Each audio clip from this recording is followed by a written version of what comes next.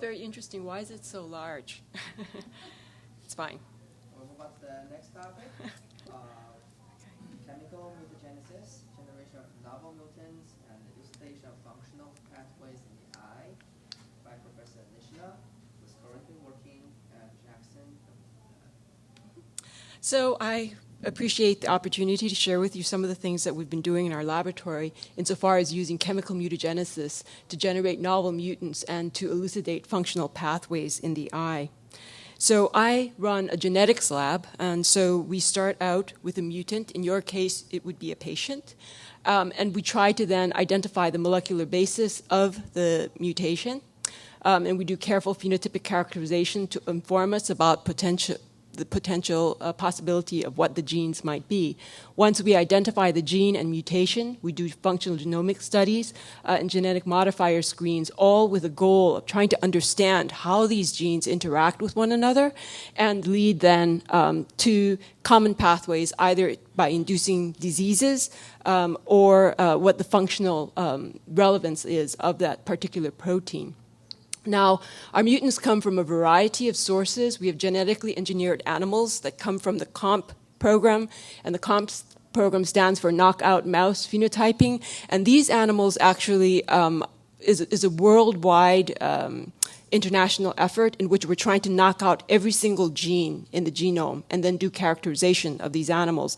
And this resource is available through the IMPC, or International Mouse Phenotyping Consortium. And if you're interested in any, you have your gene of interest, you can look here and those mice will be available. At the Jackson Laboratory, we generate 3 to 4 million mice a year to send throughout the world. And Dr. Bo Chang from the EMR, or Eye Mutant Resource, sends out, does screening of the retired breeders to identify spontaneous mutants that cause eye diseases. And today what I'd like to do is talk about the chemically induced program that I run.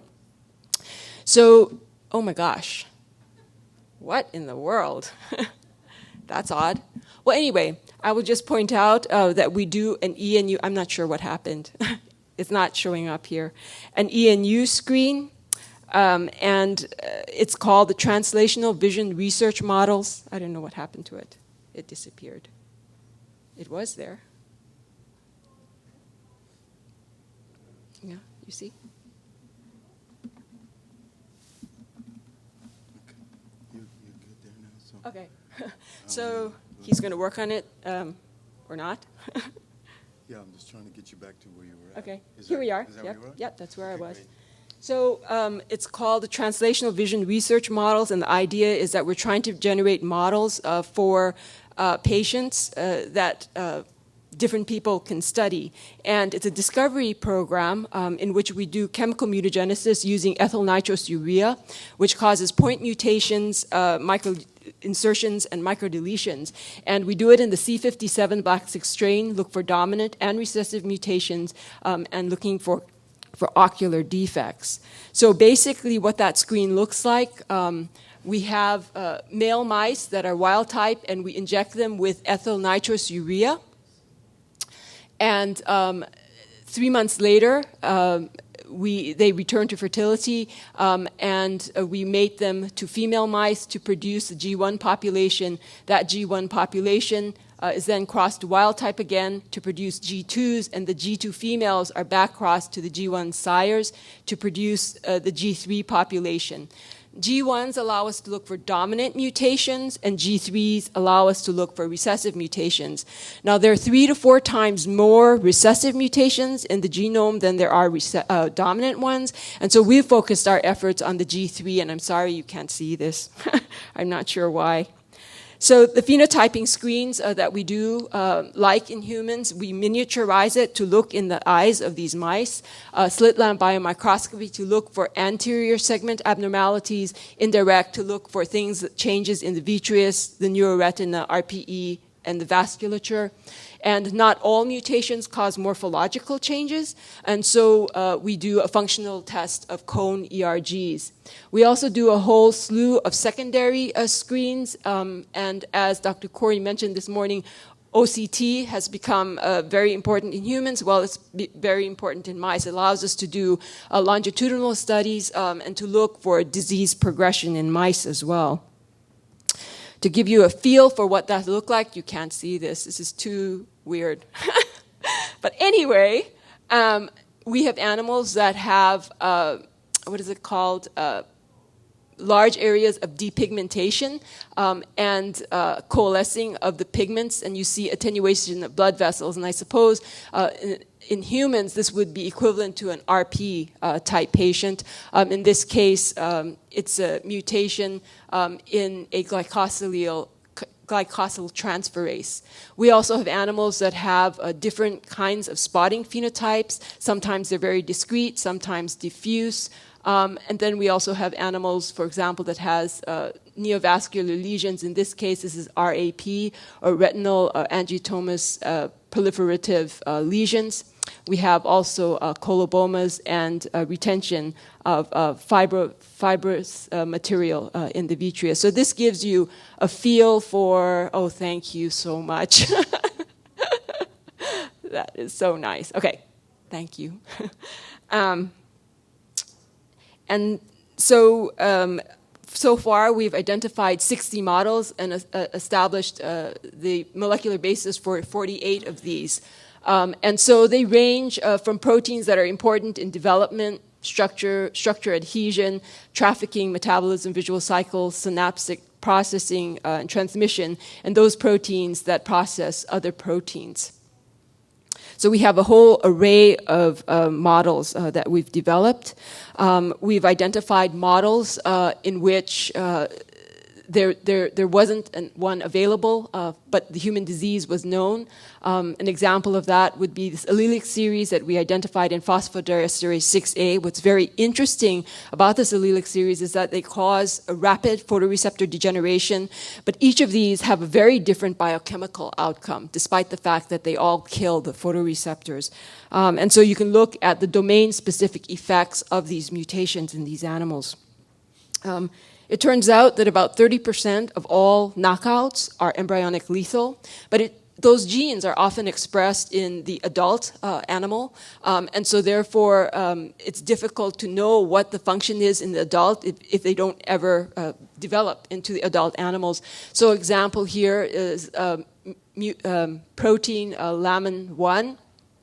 Which is important in basement membrane formation. These animals survive. This is a hypomorphic allele, and it survives into adulthood. And it turns out that this is very important for normal formation of retinal vasculature in the mouse. ctNNA, alpha-catenin, isn't found in every single cell.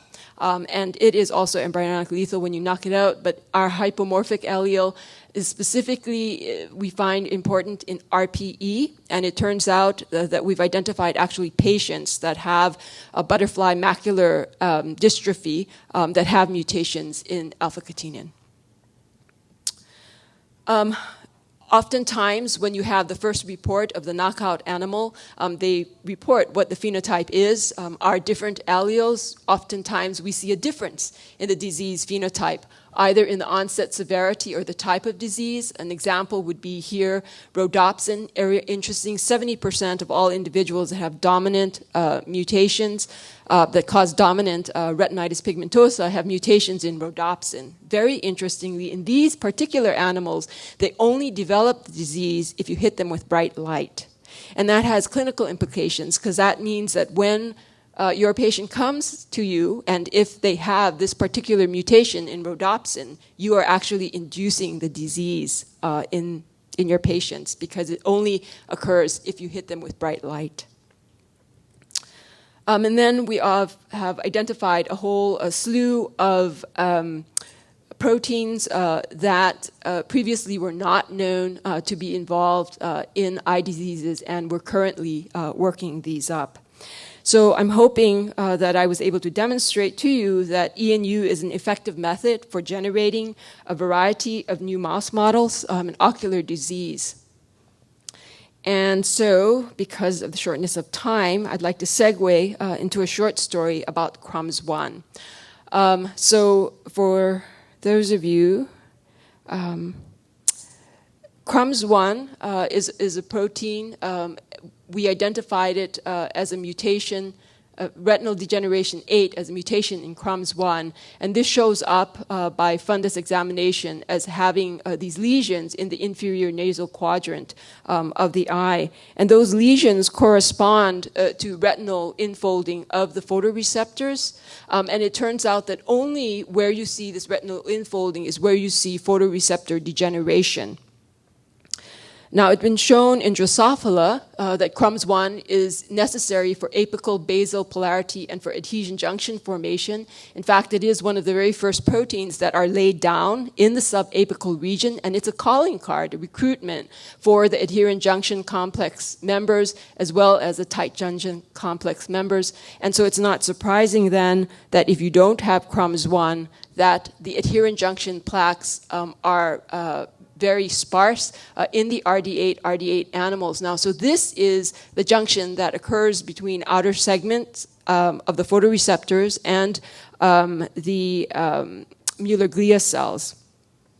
So another view, here you can see by Anfos view of the ELM that the CRUMS1 RD8 mice look like Swiss cheese in comparison to wild-type controls.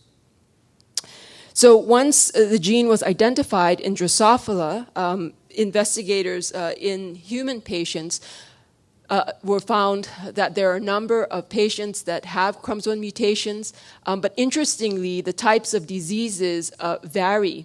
And so you have patients that have Leber's congenital amaurosis, vascular diseases, regular RP, classic RP, as well as retinochoroidal atrophy. And within families, there's a significant shift in age of onset and disease severity, despite the fact that they carry the same CRUMS1 mutation. So if you look at these mutations and lay them out along the gene, you can see that there's not a particular pattern associated with the green versus red versus blue flags. So that there's not really a genotype-phenotype correlation between the disease and where the mutation is. And that led to the hypothesis that perhaps it's the genetic context in which the disease occurs, which leads then to these differences. And the genetic contexts are named or called genetic modifiers. So these genes are ones that modulate the effect produced by another gene. And most classically, they in themselves do not cause a disease phenotype. It's only when it's in juxtaposition to the primary mutation do you see a shift in the disease phenotype. And it's been shown in humans that it's an important source of phenotypic variation. It can affect the penetrance, expressivity, pleiotrophy, and severity of disease, as well as age of onset, rate of progression. And for this audience, and in particular for me, I'm very interested in the fact that it can affect the response to therapeutic interventions, right? So you can have two patients that have the mutation. You have a different genetic modifier there. One will respond to the disease, to the treatment, and another will not. So identifying these genetic modifiers seems to be a very important thing that we can do to try to make our treatments more effective. But in humans, population is very difficult, actually, to try to identify these genetic modifiers because you have very, very small number of people that have, for example, the CRUMS1 mutation, and you're looking for those individuals that have this genetic modification that will then modify the disease, right? So it's very difficult. So we decided to, we approached NIH, wrote a grant, and the idea here is, can we identify these modifiers using the mouse model? And our preliminary data would indicate that if, so for example, here you have the original mutant that was identified, it's on a mixed genetic background. We moved it into C57 black 6, and you can see this congenic here, although it carries the CRUMS1 RD8 mutation, has very few lesions in comparison to this animal. And so this animal, if you look at their histology, you don't see, the infolding of the photoreceptors, and very importantly, you don't see degeneration. So this animal is a year old, and there's no degeneration observable. But what's very interesting is that if you take that animal and look with pancadherin or ZO1, you can see that the fragmentation of the ELM is still there in comparison to wild-type controls. So this indicated to us that the CRUMS1 RD8 mutation is necessary and sufficient to cause this fragmentation of the ELM, but the lesions themselves are caused by an interaction of other genes with the CRUMS1 to cause these lesions. And so how do we go about identifying them? So we took a page out of Drosophila and C. elegans work and decided to do a sensitized ENU screen. So this is just like what you saw previously, but in this case, what we're doing is we're taking an animal that carries the CRUMS1 RD8 mutation, mutagenize that animal to produce the G1, G2, and G3 populations. The idea being we're trying to identify the functional and pathological pathways that are involved with CRUMS1 RD8. So we screened about 5,000 animals thus far, identified 109 putants or potential mutants, established 25 lines. So of those 109, we've established 25 lines, and 8 are definitely epistatic on CRUMS1 RD8. That means to see the change in the phenotype, you have to have CRUMS1 RD8 there. So this is just to give you a feel for what it is that we're looking for. This is the Black 6 mouse. This is the original stock mouse. We moved it to Black 6 to produce this congenic. This is the animal that we mutagenized. So we're looking for any changes over this background. And so you can see here, this is example 230, where you see small spots across the fundus. Here, there's neovascular spots in TVRM 278. And then you have animals that have small spots, medium-sized spots, very large spots, and a mixture of neovascular spots and lesions in the inferior quadrant. What's very important is that these animals are all now established as individual lines, right? So we can take these and do classical genetic studies by doing recombination mapping and high-throughput sequencing and then trying to figure out what the molecular basis is of this modification. So this is our first example. PRKCI is a mutation. We identified TVRM323 as a mutation in the gene PRKCI, or protein kinase C iota, which is an atypical protein kinase C. And you can see that this is a classical genetic modifier in that if you have a wild-type background and you have either heterozygous or homozygous, you don't see any lesions. However, when the CRUMS1 RD8 mutation is there and you have heterozygous of PRKCI, you can see some lesions, and in the animals that are double mutants, you can see many more lesions. So PRKCI is a serine threonine kinase that is critical for establishing apical basal polarity. So just like CRUMS1, it's important in establishing that polarity in the cell. It turns out that it had been knocked out in mice, and it's embryonic lethal. But Furukawa et al. Ablated it specifically in photoreceptors, and they showed that it led to a developmental defect in which there was mislocalization of the photoreceptors. And it's also been shown in Drosophila that this atypical protein kinase is associated with a complex of PAR6 and PARS3. And this complex localizes with the CRUMS1 complex. So now we're faced with trying to figure out why it is that this particular protein kinase C leads to this enhanced disease phenotype in the CRUMS1 background. Another example that we have is in this mutant, in which you have the VLDLR mouse. It's been shown by Bo Chang and his group in the EMR that the VLDLR, if you make it a global knockout and then you make it homozygous, those animals show up with CNV and RAP. So we were very surprised and excited to see that when you had only one copy of a mutation in VLDLR, our particular allele in juxtaposition with the Crumbs1 RD8 that you do see neovascular lesions. And in the homozygous state, double homozygous states, you see many more lesions. What's very interesting to me is that VLDLR has been shown to localize to the ganglion cell layer, endothelial cells, and in the external limiting membrane. And so the question is, what is it that Crumbs1 is doing in the external limiting membrane in relationship to VLDLR to cause this enhanced neovascular phenotype? So, sometimes, you walk out in the morning and you know what you're going to be doing that day, and then something really surprising happens, right? You don't really know why it happened, but it just happened, right? So about 3 years into the sensitized screen, there was a report in the paper that said that all of the knockout mice generated from the ES cells were on the C57 Black 6N background.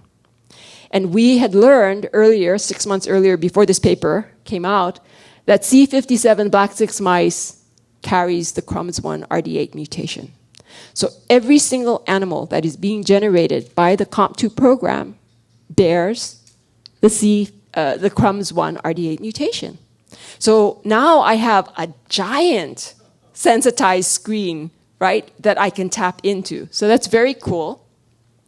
But, it really messes investigators up, right? Because they think that their knockout is the only knockout within that gene, within that mouse. And now you have 2 mutations. And how does that affect the results that you're seeing?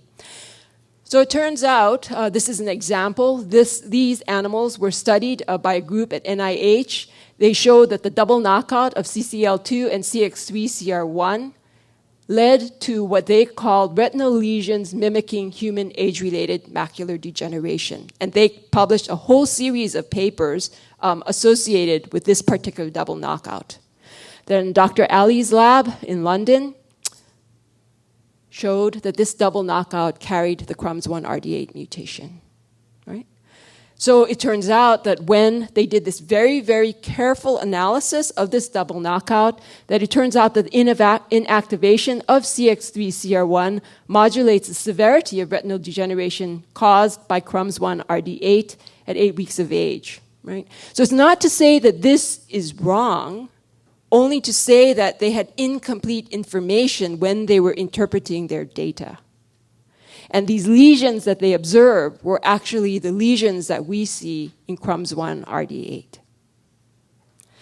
So, it behooves you, if you do work on knockout mice, which aren't very many of you in the audience, but if you do, that if you're working with mice on the C57 Black 6 background, that you should really try to determine the effects of Crumbs1 RD8 mutation on your particular gene of interest.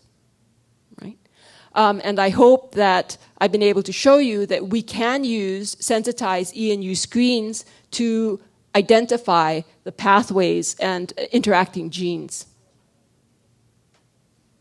And I would like to thank the people in my group, as well as the COMP2 program and my funding sources. Thank you for your attention.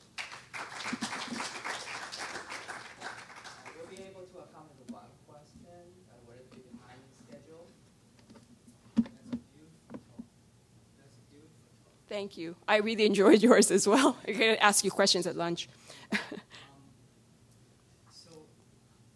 I have 2 questions. Do you guys actually look into microRNA mutations? You can screen for microRNA mutations, but it is, for example, if you see a mutant, right, and you don't see it in the coding region, and there happens to be a microRNA, you will definitely look at it. Because what we do is entire sequencing. Right, of the region. Okay, just add very quick. So just like the CRUMP8 mutation, so how can you make sure in your line only has 1 mutation? You can't. You cannot? You cannot. Okay. Because, spontaneous mutations occur all the time. Yeah. But what you can do is if you do a classical, mapping study, you can at least say that this phenotype that I'm observing maps to this particular locus. and it is responsible for the majority of the phenotype that I'm observing. If you see that that region is not co-segregating with your phenotype, and you still see the phenotype, that would suggest that there's something in your genetic background that is messing you up. Yes, segregation study. Thank you.